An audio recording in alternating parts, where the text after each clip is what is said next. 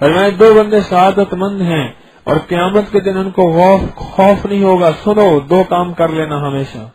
دو بندے سعادت مند ہیں، قیامت کے دن ان کو خوف نہیں ہوگا، نہ غم ہوگا. لا خوف ہونن لا حزن ہونن، نہ خوف ہوگا نہ غم ہوگا.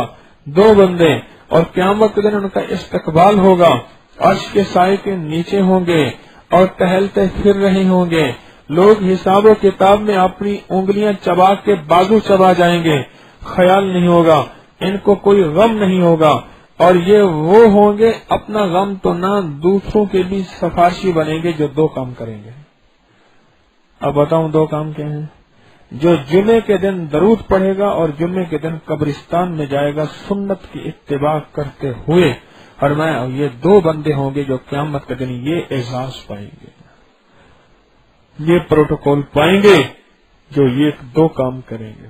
ایک جمعے کے دن اتباع سنت میں قبرستان میں جا کے فاتحہ پڑھا، اور ایک وہ جو جمعے کے دن درود پاک پڑھتا ہے. اپنی زندگی کو درود کے ساتھ، مدینے والی کی نسبتوں کے ساتھ، اعزاز و اکرام کے ساتھ سنوارتے چلے جائیں. زندگی میں برکتیں اور بہاریں آ جائیں گی.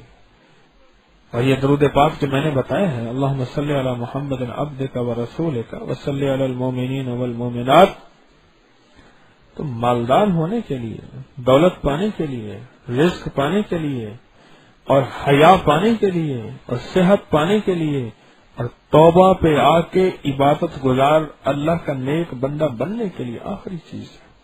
اور یہ میرے بول نہیں ہے، خیال کرنا، میری بات غور سے سننا ذرا.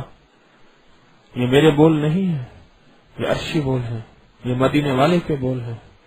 میرے بول سچے جھوٹے ہو سکتے ہیں، میرے بول مشکوک ہو سکتے ہیں. میں اپنے بولوں پہ کبھی دعوے نہیں کرتا، لیکن میں سچ پوچھوں ایک بات اکثر کہا کرتا ہوں، آج بھی کہتا ہوں کہ لوگوں میں اپنے ایک نمبر ہونے کا دعوے دار نہیں ہے، پر میرا پیغام ایک نمبر ہے.